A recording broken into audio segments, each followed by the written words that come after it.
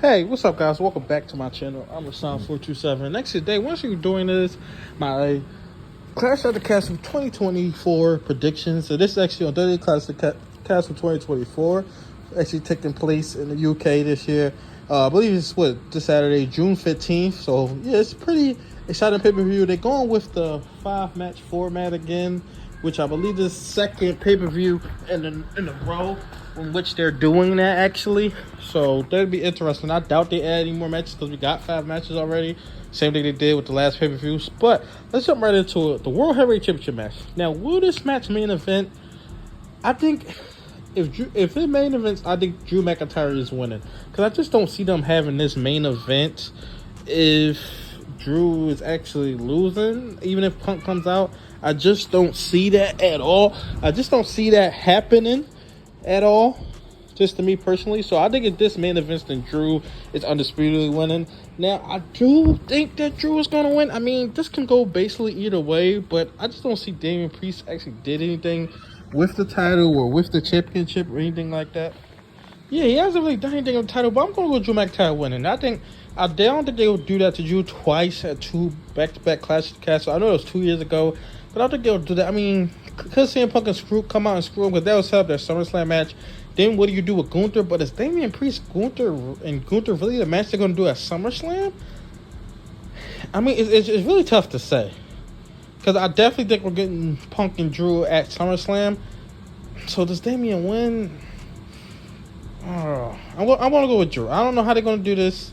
But to me personally, I think Drew and Gunther is a much better match at SummerSlam than Damian. I have no interest in Damian and Gunther, to be honest. Like, that's heel versus heel. And the other problem is, you got these 3 guys who are on top of the Raw: Damian Priest, Gunther, and Drew McIntyre, and they're all heels. Like, and that's an issue.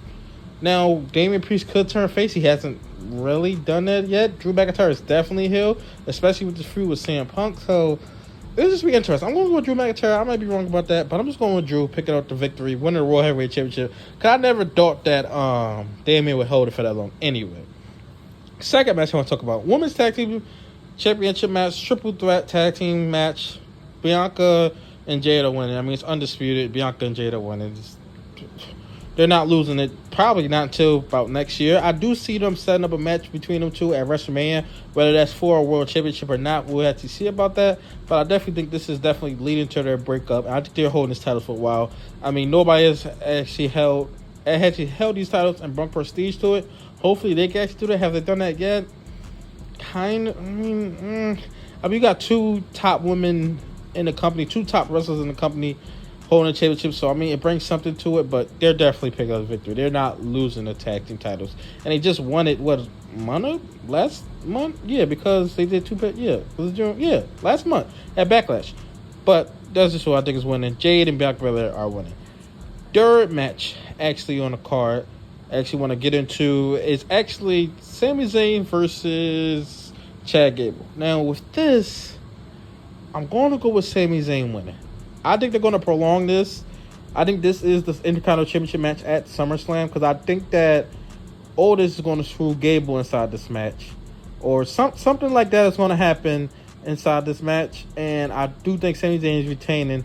I could see Sami Zayn definitely losing it at SummerSlam, and especially if there's a false finish, because remember last time, Gable, there was a false finish last time at what the Saudi pay-per-view, what is it, King and Queen of the Ring. There was a false finish with that.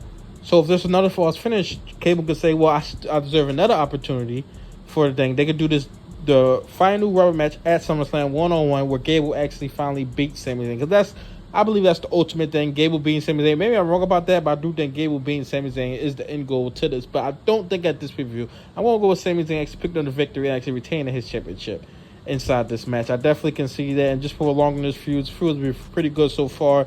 I really like Otis, what they're doing with American Alpha and everything like that. I mean, Alpha Academy. I said American Alpha Academy. I really like what they're doing with that. And I like everything. Chad Gable, he's fantastic in the ring. I think he's doing great heel work right now, and I think he's fantastic. But I don't think on this show he'll actually win it. Maybe I'm wrong, but I don't think on this show he'll actually win the championship. Fourth match I actually want to talk about is actually Piper Niven versus Bayley. Going to go with Bayley picking up the victory. I mean, it seems like they just put her inside the match just because they're overseas in the UK and stuff like that. But I'm going to go with Bayley picking up the victory. I don't think Bayley is losing the championship probably anytime soon, to be honest. I just don't see a reason why. I don't see anybody in that division. I mean, Bianca and Jade are tied up with the Women's Tag Team Championships. I don't really see anybody else taking the title off of her. But yeah, I'm going to go with Bayley picking up the victory. It should be a pretty good match, but not really much for me to say about this match. Fifth and final match, I'm going to talk about AJ Styles versus Cody Rhodes, Part 2, I Quit match. Now, actually, with this match, I mean, the end result is, we know what the end result is. I think that this would be a great match. Their first match was fantastic, especially they're going overseas again with another hot crowd. Will this be the main event? I mean, this makes more sense for it to be the main event. That's what I said. If Drew wins, because that'll be a huge title change.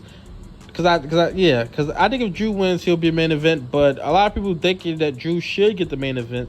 But if Drew loses, I don't think that should be the main event. Like, don't just put him in the main event just because, the World Heavyweight Championship has a main event at pay-per-view, or just because Drew is from over. Like, no, put it in the main event because it deserves that spot. But I'm talking about this match last because this very well could be the main event. I think this would be a fantastic match. They're not having Cody Rhodes say I quit. I mean, he's the next John Cena. He's not having him say I quit. We all know the end result of the match.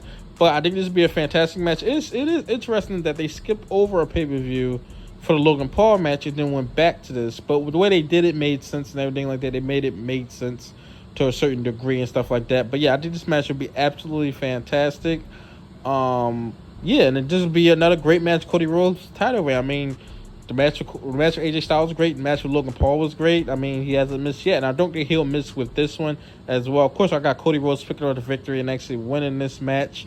I don't know what he does after this because this is definitely a blow-off match. I assume they have a plan at Money in the Bank. I think SummerSlam is pretty locked in with Randy Orton. That's what I believe, but it'll be interesting to see what they do with Cody Rhodes coming up inside the future actually after this match. But yeah, that was my entire predictions for WWE Clash of the Castle 2024. I think this will be a great show. They're doing this 5-match format. Wait, they did it? Yeah, they're doing this 5-match format once again. They're doing it again, and I mean, I'm fine with it. I think 7 is the perfect day, but then if you think about it, with this 5-match format, they're taking up the whole 3 hours, sometimes 3 hours plus. So it does get every match a chance to breathe, and you're not rushing anything, and every match get the time that it needs. So if a match needs 10 minutes, give that match 10 minutes. If a match needs 20, get that match 20 minutes. If a match needs 30 minutes, get that match 30 minutes. Nothing gets cut on time. You get every match feels more special because there is less matches on it. That's the way I feel about it. I feel like 7 is the perfect one, but 5 is perfectly fine. That's what the WWE is going for inside the future. But tell me your thoughts in the comment section below. What are your predictions for Clash of the Castle? Like, comment, subscribe. Thanks for watching.